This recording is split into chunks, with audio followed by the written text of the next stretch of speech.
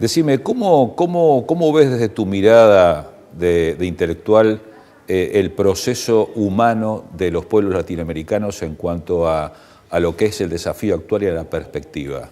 Para después, en la segunda parte del programa, poder contarle al público argentino el proyecto Jericó. O sea, ¿cómo ves como inicio o como puerta de entrada a después, en la segunda parte del programa, hablar concretamente de los alcances del proyecto? ¿Cuál es tu diagnóstico actual sobre la situación que hablábamos fuera de cámara de la precariedad de las relaciones humanas, la precariedad de las relaciones laborales, la precariedad, digamos, del trabajo y la precariedad de la política, por lo tanto? Creo que la cultura precolombina se repite hoy día en la región latinoamericana. Los guaraníes tenemos fundadas razones académicas para sostener que fueron pueblos que nómadas caminaron desde el estrecho de Bering, caminaron cruzando Alaska, cruzando todos los Estados Unidos, bajaron al Caribe, entraron por el Orinoco, bajaron, llegaron hasta Paraguay. Un pueblo migrante. El pueblo latinoamericano sigue siendo un pueblo migrante, solamente que hoy, en aquel tiempo buscábamos el Ibu Maraneug, el país sin mal, paraíso terrenal, un país sin mal. Hoy día migramos, somos migrantes de Perú, Bolivia, Chile, Uruguay, Paraguay, migramos hacia el sur, también buscando ese país sin mal, el Ibu Maraneug, en guaraní significa el país sin mal, en donde pensamos que podemos encontrar en Buenos Aires. Pero, así como África migra hacia Europa, esa América telúrica, esos pueblos cobrizos de Bolivia, Paraguay, migramos hacia el sur buscando simplemente reencontrarnos con nuestros antepasados, que son quienes fundaron la Segunda Buenos Aires y quienes hicieron también este país. Por lo tanto, yo veo que somos una región, somos un solo país y el futuro va a ser realidad el sueño de San Martín de tener una América única y también en el espíritu de las Provincias Unidas del Sur o las Repúblicas Unidas del Sur. Entonces vamos a dejar de ser migrantes y vamos a trabajar para echar raíces. Bueno, sobre esto, y ya, digamos, terminando el primer bloque del programa, hablamos fuera de cámaras del tema del arraigo. O sea, este proceso de despoblamiento del campo y la organización cada vez más incipiente de núcleos urbanos ha producido evidentemente un cambio sociológico con el macrocefalismo y el éxodo rural. Todo hace pensar de que el futuro va a consistir en una vuelta de las polis, o sea, el Estado va a tener que sufrir algunas transformaciones, y de eso justamente vamos a hablar en la segunda parte, en donde evidentemente la producción y el desarrollo humano van a ser muy importantes para la conformación de núcleos, digamos, de aglutinación de personas, en donde la sociedad del conocimiento sea la que impere y no como pasa hoy, ¿no? La ciudad-estados de la gente. La ciudad-estado de la gente. La ciudad-estado de la gente. O sea, desaparece la Argentina, Uruguay, Paraguay, pasamos a ser ciudades-estados. Pasamos a ser las tribus que sobreviven cazando, pescando y soñando juntos. Hacemos un corte y volvemos enseguida.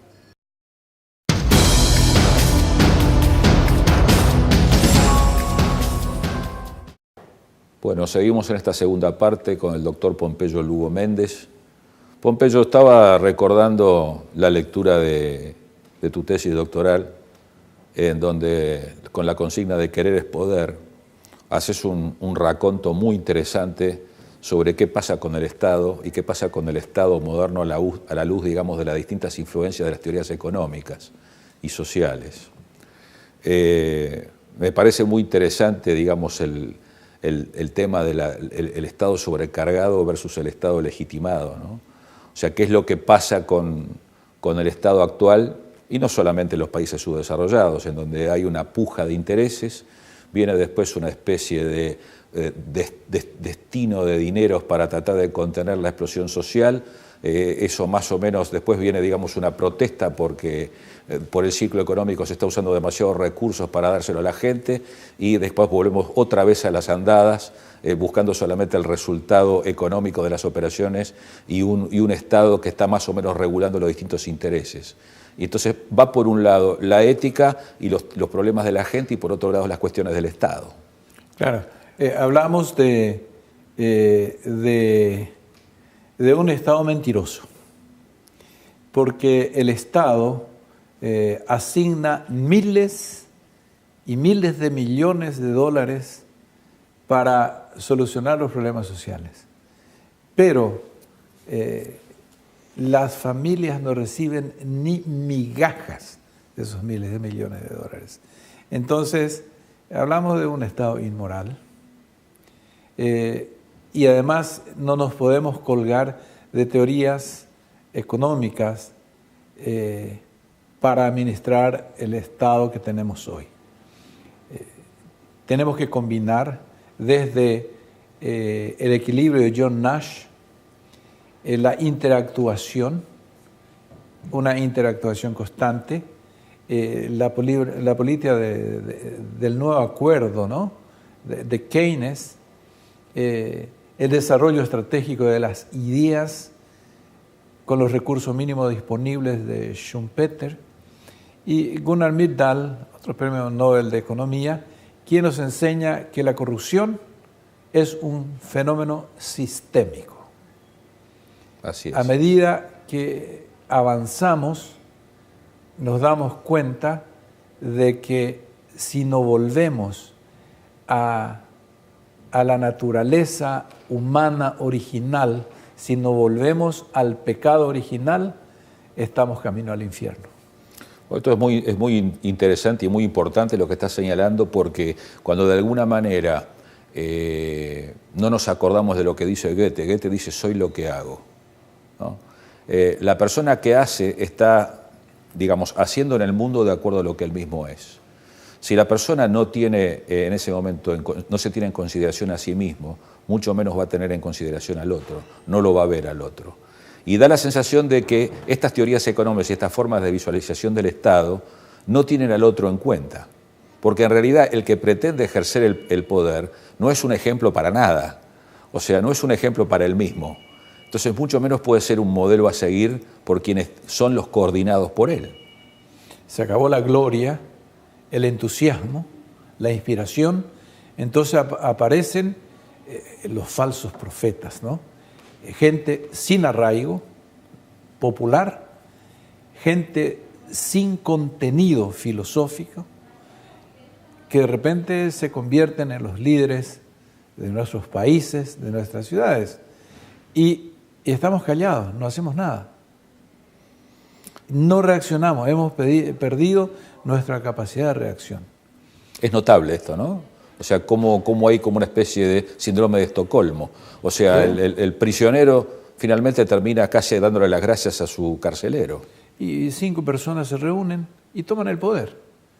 Y 30 millones se quejan después, pero a medias. A medias. Yo creo